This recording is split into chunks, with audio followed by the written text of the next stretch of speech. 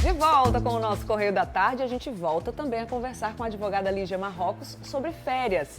Assunto hoje aqui no quadro Na Dúvida, Pergunte. Vamos direto então para o Zap, né, doutora? Ver o que a turma está perguntando, querendo saber sobre esse assunto, já agradecendo aí a sua participação. Vamos lá, as folgas de fim de ano podem interferir nas minhas férias? E aí, doutora? Depende de como essas folgas foram concedidas para ela. Acho que ela quer se referir a algum tipo de recesso, né? O que a pessoa tem que saber nesse contexto de interferência ou não nas férias?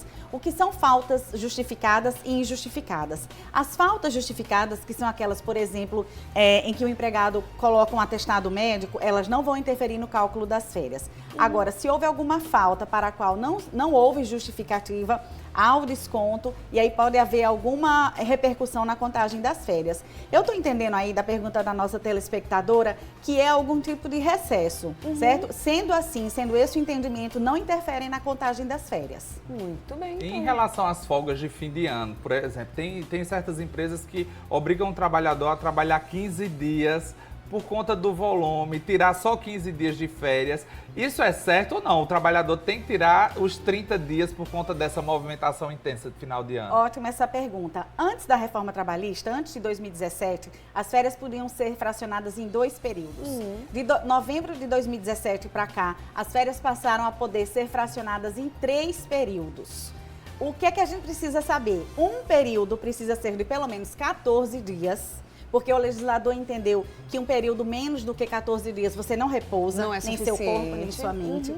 E o restante dos 14 dias, que são 16, tem que respeitar um mínimo de pelo menos 5 dias. Então eu teria 5 dias mais 11, ou fazendo uma soma que dê os 16 dias. Certo? Então, resumindo, possível ser 3 períodos, desde que um seja de 14 dias e o período restante um de pelo menos 5 dias. Muito bem, fracionado ali Isso, ao longo do ano, às vezes, dependendo né? do ramo de atividade, é bom para o empregado e é bom para o empregador. Sim. Né? Descansa um pouco aqui e depois fica com os dias para... Às vezes junta com um feriado, um fim de semana prolongado, consegue descansar mais um pouquinho no outro semestre.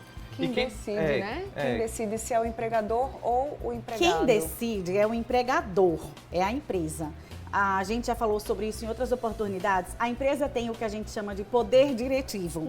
É ela que organiza as suas operações, é ela que organiza as suas finanças, porque a gente tem que lembrar que as férias são remuneradas com 1/3 a mais, que é o terço de férias, terço constitucional. Então, existe um impacto na folha de pagamento. Então, por conta dessas circunstâncias, o empregador é quem decide o período das férias. Lembrando que ele precisa comunicar ao empregado com uma antecedência mínima de 30 dias. Sim, para que o empregado possa se organizar. Exatamente. Exatamente. Com certeza. Mínimo, né? Obviamente, há empresas muito organizadas que no começo do ano ela tem a escala de férias do ano inteiro. Em relação às férias coletivas obrigatórias no final do ano, elas podem acontecer, são legais, porque tem gente que diz, férias coletivas 15 dias, o empregador pode fazer? Não queria tirar agora, né? Pode, se for o caso. pode. É mais um caso de poder diretivo do empregador. É possível sim. Precisa respeitar os mesmos requisitos de comunicação prévia, comunicação a instituições como sindicato, Ministério do Trabalho e Emprego, o pagamento das férias 2 dias antes do início da fruição, do gozo das férias. Pode, então, só para responder de forma objetiva, as férias coletivas são permitidas por lei. Muito bem, acontece muito, inclusive nessa época de fim de ano. E tem mais dúvidas aqui, reta final do Correio da Tarde, mas você tem prioridade, tá? A empresa pode me obrigar a vender minhas férias? E aí, doutora, sim ou não? Não. A venda das férias, que é popularmente chamado de venda de férias, mas é o abono das férias. E aí eu quero chamar a atenção, pessoal.